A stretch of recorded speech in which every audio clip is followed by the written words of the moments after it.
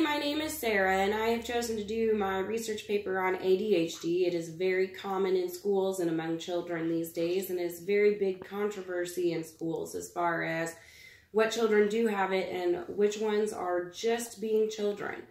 Some of the earliest references to something like ADHD date back into the late 18th century. They have also called it the brain injured, hyperkinetic impulse disorder, hyperexcitability syndrome, clumsy child syndrome, minimal brain dysfunction, nervous child disorder, and as late as the most recent is attention deficit disorder, otherwise known as ADD. People say that it's some of the most famous people in history, such as Mozart, Leonardo da Vinci, and Ben Franklin, might have had the disease and not even known about it. Earliest descriptions were recorded in 1902 by George Frederick Still. He called them a defect of moral control. In 1908, some described these children as high-grade, feeble-minded children with a form of mild brain damage. So what actually diagnoses ADHD? If you have seen your children, impulsive, that is a neurological defect that affects how hyper and how active and the focus of these children. So you're going to see things such as impulsivity, short tempers, difficult with communication, poor concentration, learning disabilities, anxiety, sleep apnea, and those are just a few of the things that go along with this. You can have these without actually having the disease in varying diagnoses. It is very broad, so that's why it is so hard to diagnose these days, and that's why there's so much controversy. How much of it is the schools that are trying to just get the money that they earn from having the children that are on medication for this? How much of it is just kids being kids? Some of the treatments that they have come up with, you can use non-medical treatments or non-medicated treatments. You may have routines, you may have self-improvement goals, you may be able to teach them, you need to think about things while you're doing it. That's the hard part for children, though. Most children just go on impulse. Let's see. The second edition of the DSM that was published in 1968 includes the first mention of these disorders, but they include them by other names such as hyperkinetic reaction of childhood or adolescent brain syndrome. The third edition of the DSM is the actual one who referred to it as the attention deficit disorder.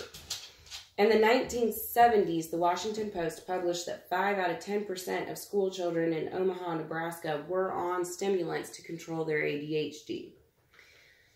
See, the Rehabilitation Act of 1973 allowed for schools to incorporate IEPs or individual education programs, which sets up a program for children who have a deficit disorder and their mental ability is 3 to 5 years behind their age group, to have the extra time allotted to take tests and reach their goals. It just gives them this little extra personal that is individualized to them and gives them the time to meet it. The first guidelines for diagnosing were released in 2000 and 2001, and those were replaced in 2011 with recommendations for evaluating children ages 4 to 18.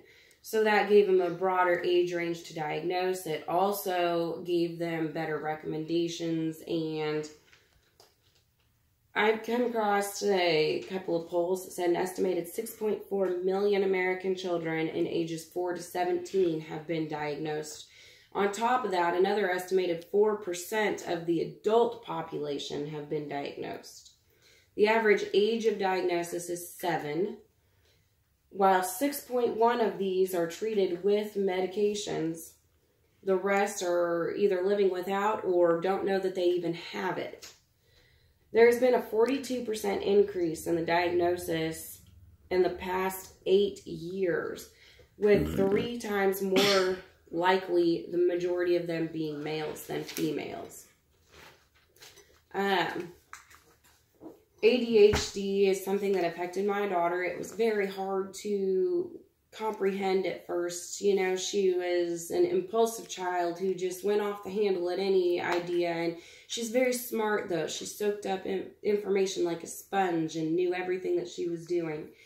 It is a neurological disorder that is very controversial because it is very hard, like I said, to diagnose and to write these guidelines. And then once you do figure it out, it's an individualized case as to how to treat it. I do have a little bit of a video here that I found to go over some of what I have just said and maybe say it a little clearer.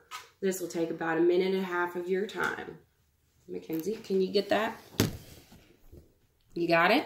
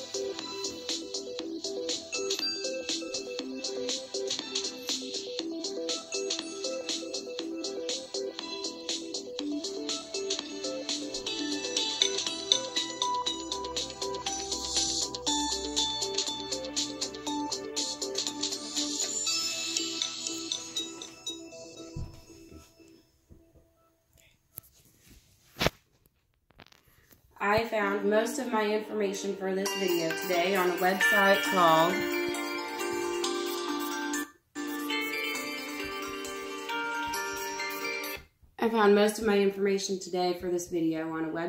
called Very Well Mind. And I would also like to thank my camera crew, who is my daughter Mackenzie and her friend Shaylee. Or Sydney, I'm sorry. I might be a little nervous today. So I hope you enjoyed the presentation. I hope you got what you needed. And I will see you in class.